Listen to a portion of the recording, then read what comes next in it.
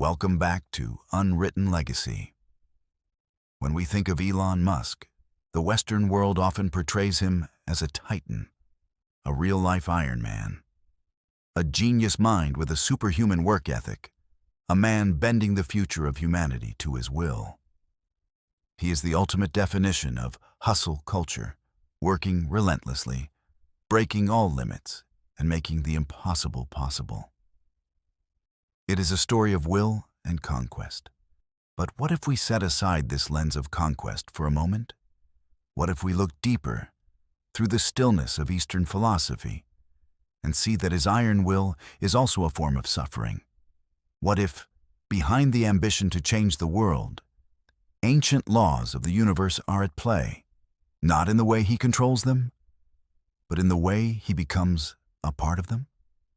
Today, let us contemplate the journey of Elon Musk, not to celebrate a great man, but to understand how a mountain stands firm and grows taller by enduring the most ferocious storms. To understand the height of a mountain, we must look at the tempests it has weathered. The year 2008 was not just a storm, it was the apocalypse for Elon Musk's empire. Imagine it. SpaceX, after 2 failed launches, watched its 3rd rocket explode in the sky, taking with it all the company's hopes and remaining funds. At the same time, back on Earth, Tesla was on the verge of bankruptcy, bleeding cash every day. The media called him a fraud. His personal life was also falling apart. Everything he had built was collapsing at once. Through a conventional lens, this was total failure. But in Eastern philosophy, the sea of suffering is not the end. It is the universe's forge. The fiercer the fire, the sharper the sword that is created. The year 2008 was Musk's greatest forge. It didn't just burn money, it burned away his ego, his pride, and every escape route. It pushed him into a state where there was only one choice left: the mission or nothing. That failure was not the mud for a lotus flower, but the earthquakes and hurricanes that tore away the surface soil of a mountain, revealing the solid granite core within. That pain gave him absolute focus. It stripped away everything non-essential. Only the core question remained. Why did he start? And the answer, to make humanity a multiplanetary species, became the only lighthouse in the darkest night. The mountain doesn't overcome the storm. It stands, endures, and becomes stronger because of the storm's power. So, what power kept that mountain from collapsing?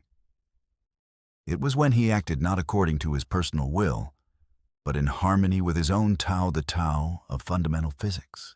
The concept of Wu Wei in Taoism can be understood as effortless action in harmony with nature. For Elon Musk, nature is the fabric of the universe itself, the laws of physics. His famous philosophy, first principles thinking, is a form of Wu Wei. Instead of looking at existing rockets and improving them, he asked, what is a rocket made of? Aluminum alloys, titanium, copper, carbon fiber. What is the value of those materials on the commodity market? By returning to the root truth, to the Tao of matter, he found an entirely new path that no one else saw. His action was not about trying to make rockets cheaper. It was an action in harmony with the flow of physical truth, natural and unforced. His passion for space and engineering, born from the science fiction books of his childhood, was not a career choice. It was his very nature.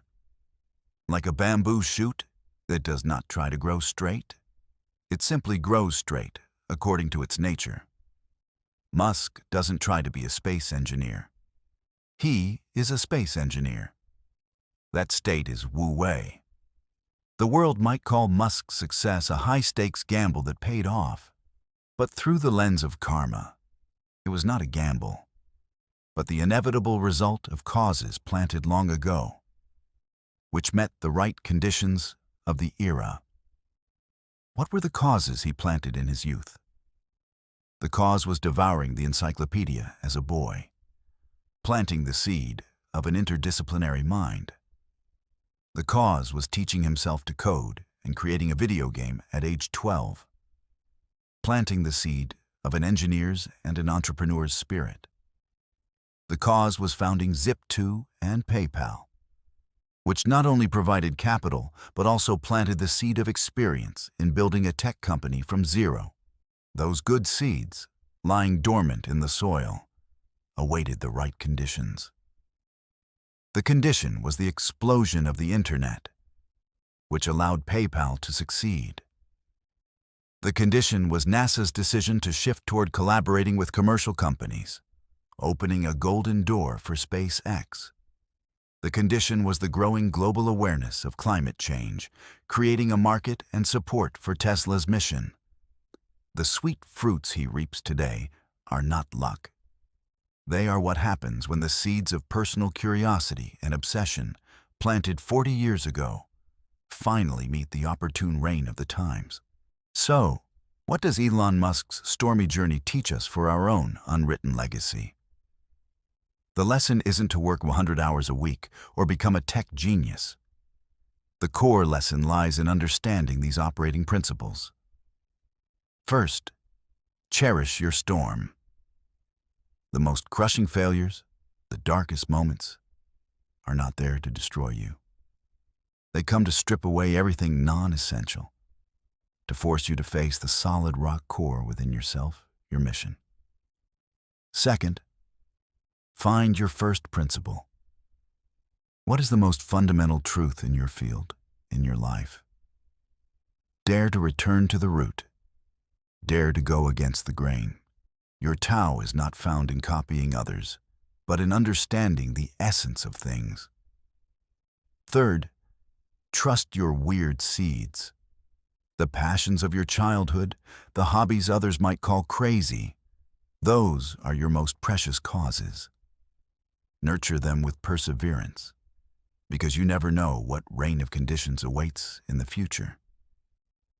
The life of Elon Musk, through this lens, is a powerful yin-yang circle. Within the yin of collapse and chaos lies the yang seed of focus and rebirth. He is not the man who controls the universe. He is the man who listened to and aligned with its most fundamental laws, even if the price was to walk through the eye of the storm. And perhaps your legacy is not found in avoiding the storm, but in finding the unshakable mountain within yourself. Thank you for listening.